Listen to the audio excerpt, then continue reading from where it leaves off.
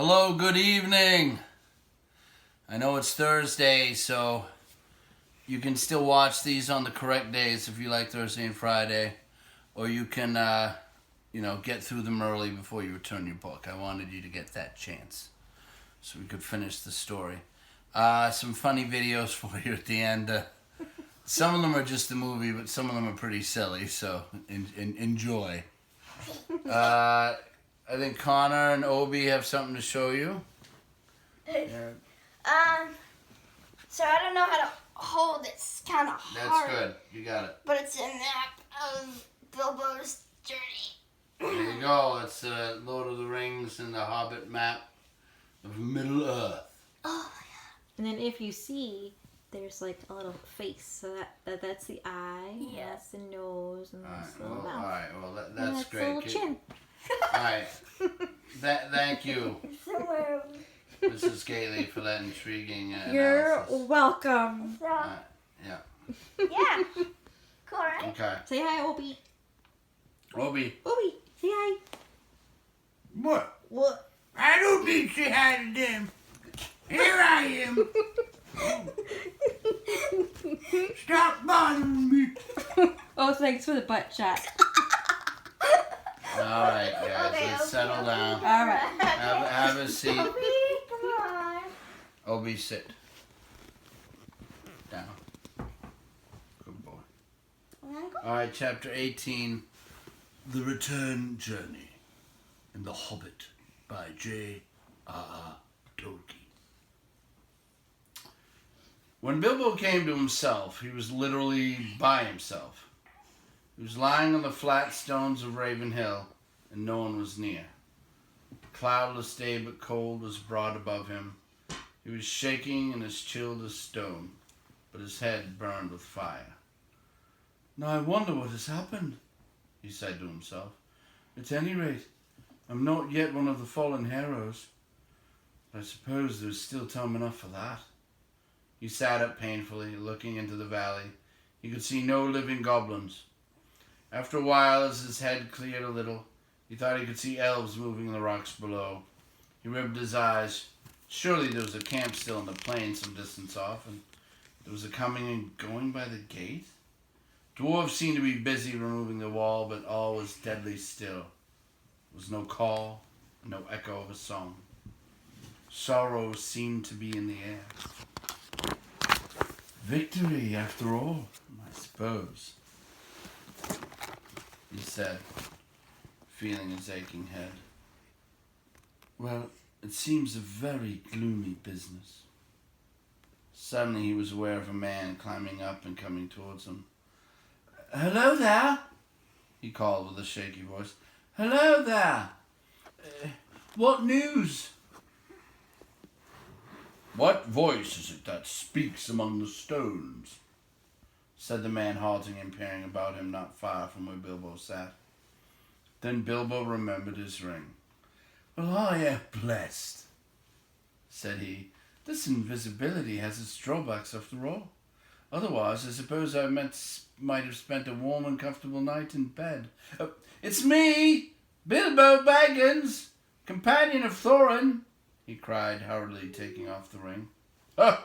"'Tis well that I have found you," said the man, striding forward. "You are needed, and we have looked for you long. You would have been numbered among the dead, who are many, if Gandalf the Wizard had not said that your voice was last heard in this place. I have been sent to look here for the last time. Are you much hurt?"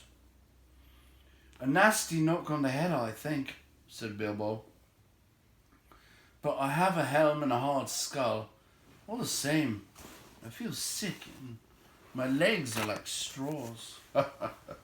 "I will carry you down to the camp in the valley."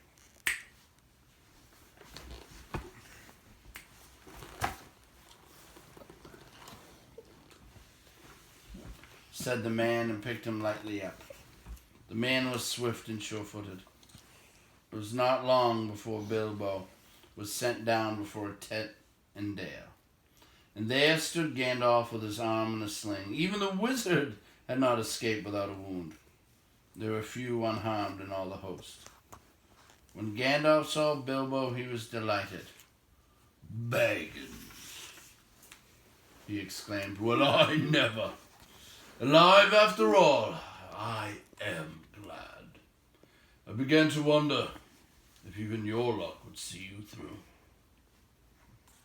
A terrible business. It was nearly disastrous. But other news can wait. Come," he said more gravely. "You are called for." And leading the hobbit, he took him within the tent. "Hail, Thorn," said he as he entered. "I have brought him." There indeed lay Thorn Oakenshield, wounded with many wounds, and his rent armor and notched axe were cast upon the floor. He looked up as Bilbo came beside him. "Farewell, good Sif," he said. "I go now to the halls of waiting, to sit beside my fathers, until the world is renewed. Since I leave now all gold and silver, and go where it is of little worth, I wish to part in friendship from you, and I would take back my words and deeds at the gate." Bilbo knelt on one knee, filled with sorrow. "Farewell, King under the mountain," he said. "This is a bitter adventure, if it must end so. Not a mountain of gold can amend it. Yet I am glad that I have shared in your perils. That has been more than any Baggins deserved." "No," said Thorn.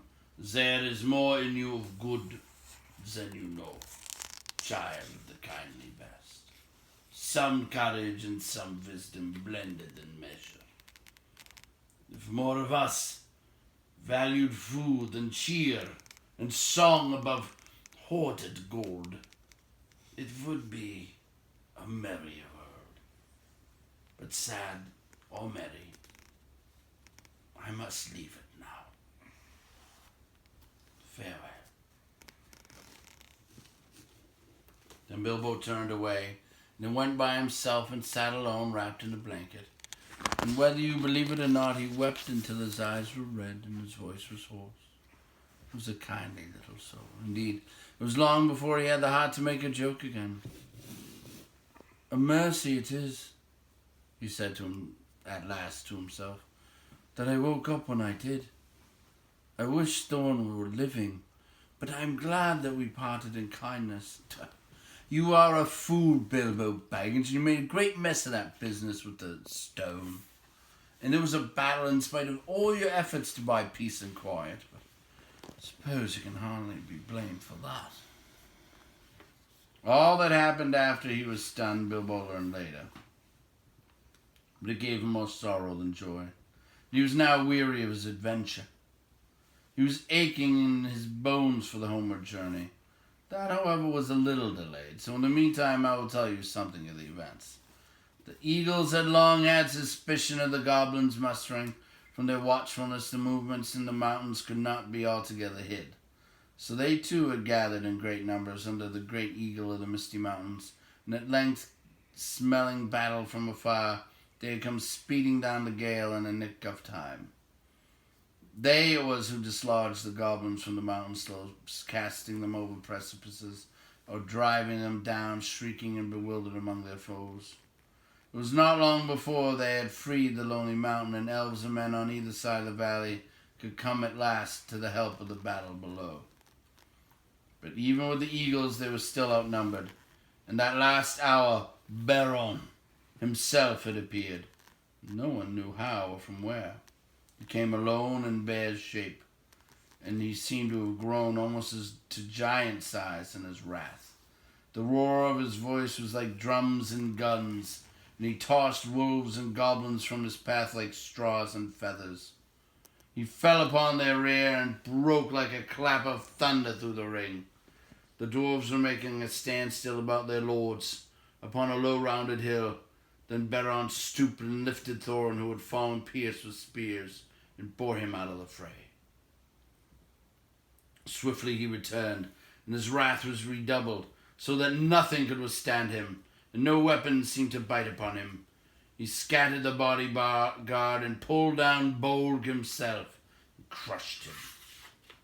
Then dismay fell on the goblins, and they fled in all directions. But weariness left their enemies with the coming of new hope. They pursued them closely and prevented most of them from escaping where they could. They drove many of them into the running river, and such as fled south or west, they hunted into the marshes about the forest river. And there the greater part of the last fugitives perished, while those that came hardly to the wood elves' realm were there slain, or drawn in to die deep in the trackless dark of Mirkwood. Songs have said that 3 parts of the goblin warriors of the north perished on that day. And the mountains had peace for many a year. Victory had been assured before the fall of night, but the pursuit was still on foot when Bilbo returned to the camp. Not many were in the valley, save the more grievously wounded. "Where are the eagles?" he asked Gandalf that evening as he lay wrapped in many warm blankets. "Some are in the hunt," said the wizard, "but most have gone back to the Eyries. They would not stay here and departed with the first light of morning. Dane has crowned their chief with gold and sworn friendship with them forever." "I am sorry. I should have liked to see them again," said Bilbo sleepily. "Perhaps I shall see them soon on the way home. I suppose I shall be going home soon?" "As soon as you like," said the wizard. Actually, it was some days before Bilbo really set out. They buried Thorin deep beneath the mountain, and Bard laid the Arkenstone upon his breast. "There let it lie, till the mountain falls," he said.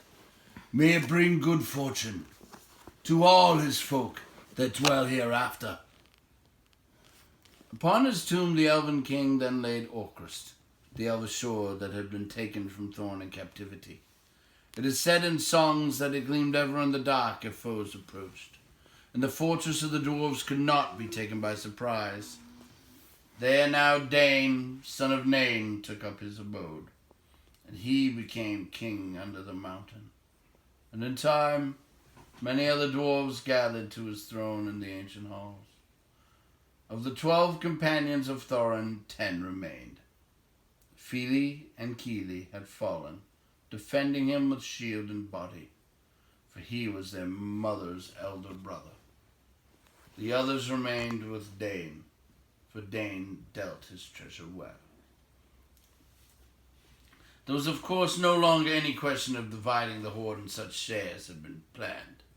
To Balin and Dwalin, Dori and Nori and Ori and Owen and Glóin and Bifur and Boffer and Bombur, or to Bilbo. Yet a 14th share of all the silver and gold, wrought and unwrought, was given up to Bard.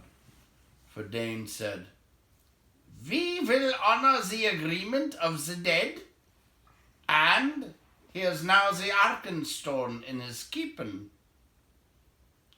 Even a 14th share was a wealth exceedingly great, greater than that of many mortal kings. From that treasure Bard sent much gold to the master of Laketown, and he rewarded his followers and friends freely. To the Elven king he gave emeralds of Girion, such jewels as he most loved, which Dane had restored to him. To Bilbo he said, "This treasure is as much yours as it is mine. So old agreements cannot stand, since so many have a claim in winning it in defense. Yet even though you are willing to lay aside all your claim, I should wish that the words of Thorin, of which you repented, should not prove true. That we should give you little, I would reward you most richly of all." "Very kind of you," said Bilbo, "but really, It is a relief to me. How on earth should I get all that treasure home without war and murder all along the way? I don't know. And I don't know what I should have done with it when I got home. I'm sure it is better in your hands. In the end, he would only take 2 small chests, one filled with silver and the other with gold, such as one strong pony could carry. That will be quite as much as I can manage, said he. At last the time came for him to say goodbye to his friends. Farewell, Balin, he said, and farewell, Dwalin, and farewell, Dori, Nori, Ori, Owen, Glowin, Biffer, Boffer, and Bomber. May your beards never grow thin.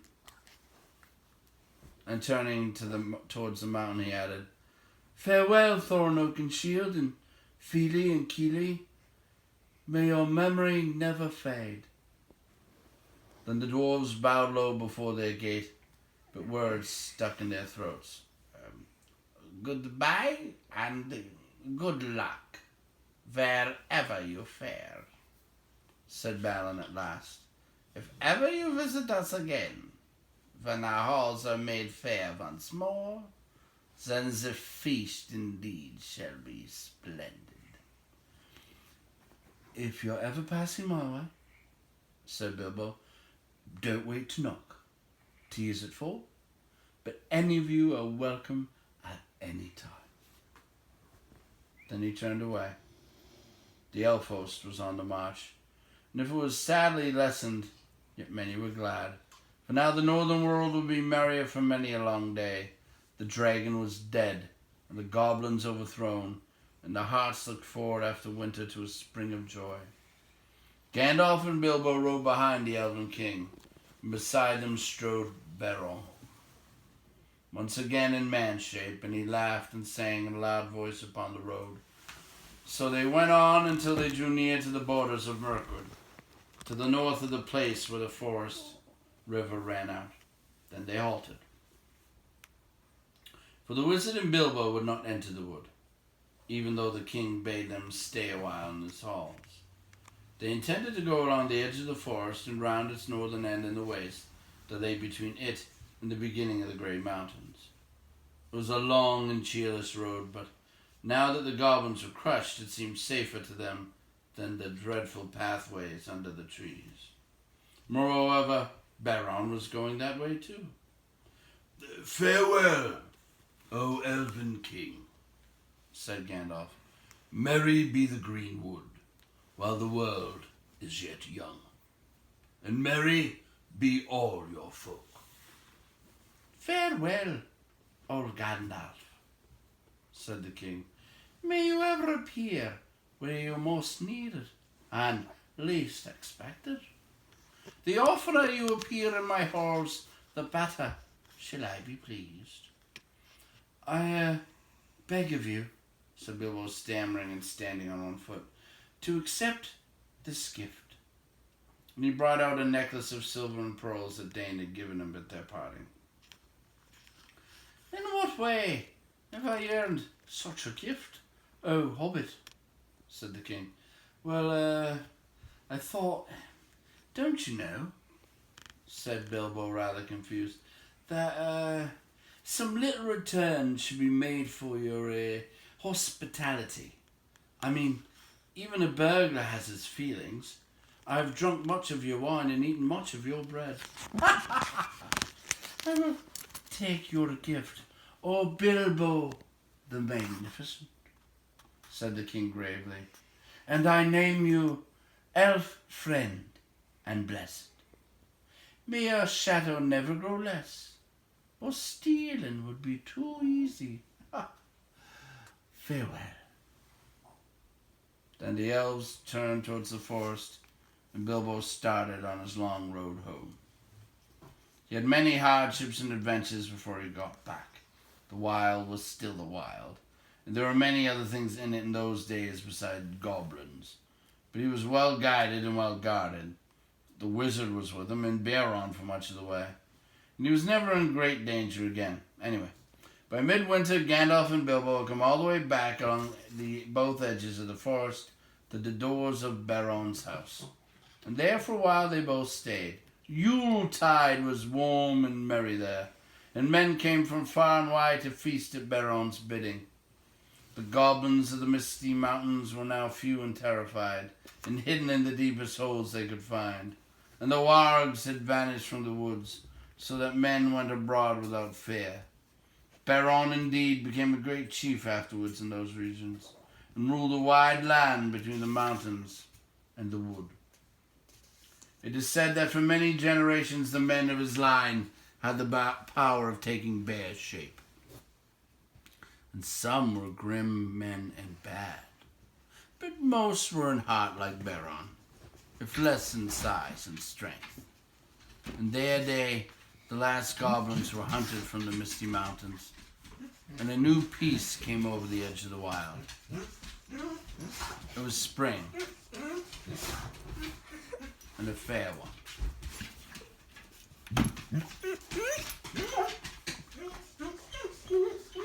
With mild, I'm gonna let the dog out. Obi, we love you, but you're nuts.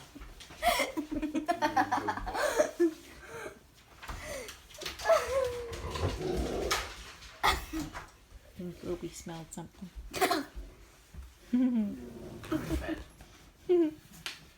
It was spring and a fair one with mild weathers and a bright sun before Bilbo and Gandalf took their leave at last of Baron. And though he longed for home, Bilbo left with regret. For the flowers of the gardens of Baron were in springtime no less marvelous than in high summer. At last they came up the long road and reached the very pass where the goblins had captured them before. But they came to that high point at morning. And looking backwards, they saw a white sun shining over the outstretched lands. There behind lay Mirkwood, blue in the distance. And darkly green at the nearer edge, even in the spring, there far away was the lonely mountain on the edge of Isaac. On its highest peak, snow yet unmelted was gleaming pale. So comes snow after fire, and even dragons have their ending, said Bilbo. And he turned his back on his adventure. The Tookish Park was getting very tired, and the Baggins was daily getting stronger. I wish now only to be in my own armchair, he said. Hey, Opes, come here. Say goodnight to everybody. Good night, everybody! I love you guys! Yeah, well, I'm sure they love you. You're very cute. Good night, buddy. Good night.